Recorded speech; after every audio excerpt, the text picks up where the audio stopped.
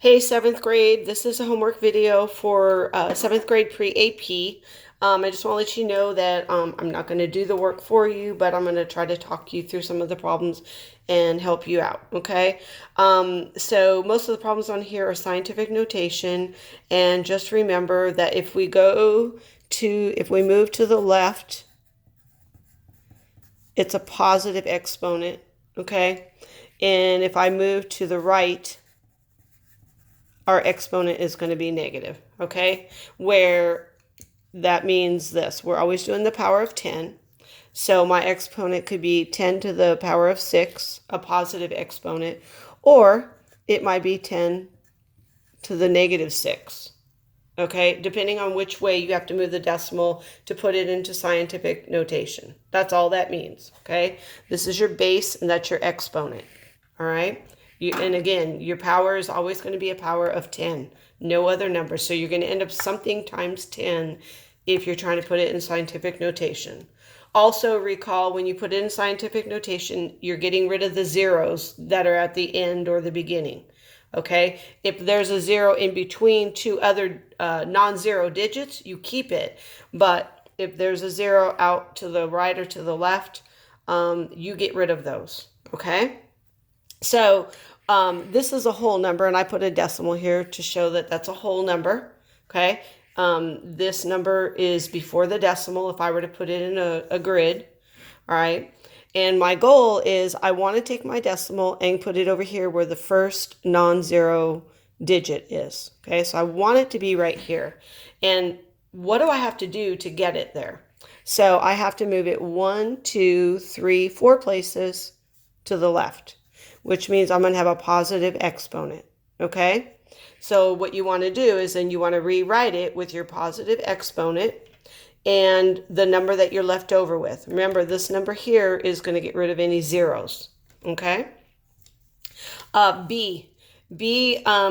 So when I was typing this into the document, it wouldn't allow me to write it like this. It would only let me use the caret sign, which is similar to what you do on the Inspire calculators anyways.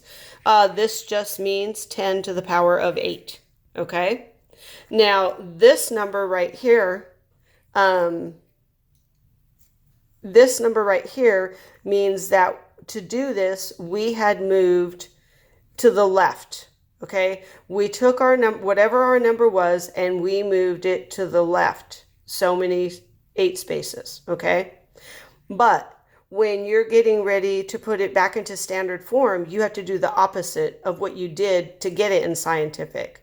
So if I moved it to the left, that means I started like way over here, and I moved it 8 places left. So that kind of tells you where your decimal would be. You're going to have to go back 8 places, okay?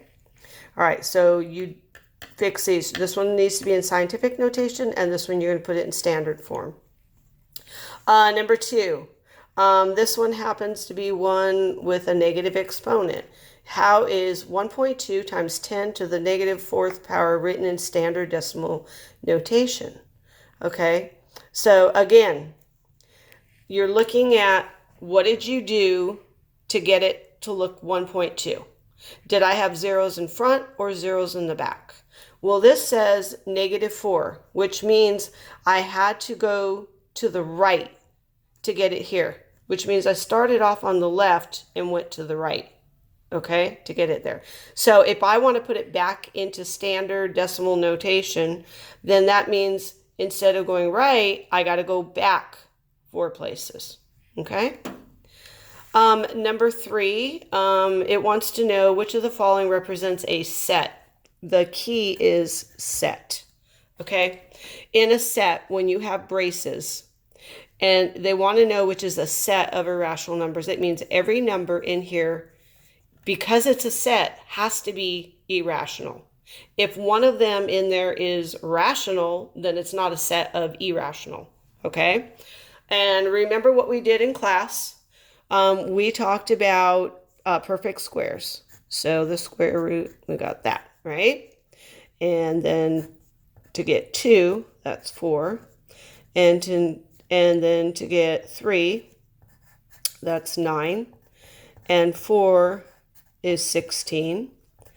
and 5 is 25, and we can keep going. And it's just 1 times 1, 2 times 2, 3 times 3, 4 times 4, 5 times 5. And you can continue forever, okay? When I end up with a number like this, a whole number with no decimals, and I had this in a radical, that means that these are all rational, okay? However, if I try to do that same thing to like a famous one, or the ones that you see a lot, is the square root of 2 or the square root of 3. If we estimate like we did in class, 1 times 1 is 1. 2 times 2 is 4. Remember how we did that? We could put this 2 in between here. So then I know whatever number I have to multiply by itself is going to be a decimal. These are going to be irrational. Okay? So the best thing you can do is recall your perfect squares. Okay? And then the ones that are not perfect squares. And this is going to be like maybe 1.1 blah, blah, blah, blah. I don't know. Okay? And now I'm just estimating it. I'm not putting it in a calculator, and you don't need to have a calculator to estimate. Okay? And the same with my 3. My 3 is in here also, but my 3 is closer to the 2. So that one I would say maybe it's 1.8 dot, dot, dot, dot, dot. Okay? Times 1.8 dot, dot, dot. Okay? Anyways, irrational, rational. And if you look in these sets over here, I can already see some numbers that have the radical, the square roots, and they are perfect squares. If they're a perfect square, they do not belong in that set. Okay? Very simple. If you know your perfect squares, this is an easy problem. Okay? And number 4. This is an ordering problem.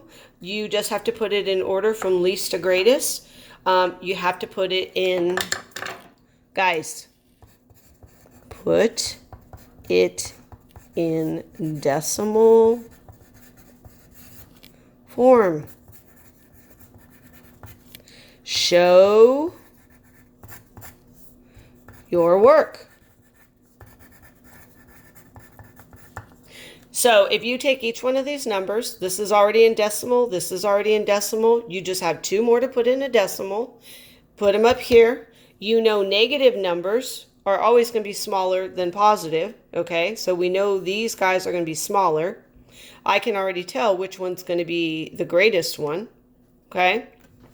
If you know that, then, well, sorry, this is also positive. I didn't see that. Anyways, your negative ones are going to be smaller. They're going to be the least. And then your positive ones are going to be greater. Remember, percent is out of 100. So percent is 58 hundredths.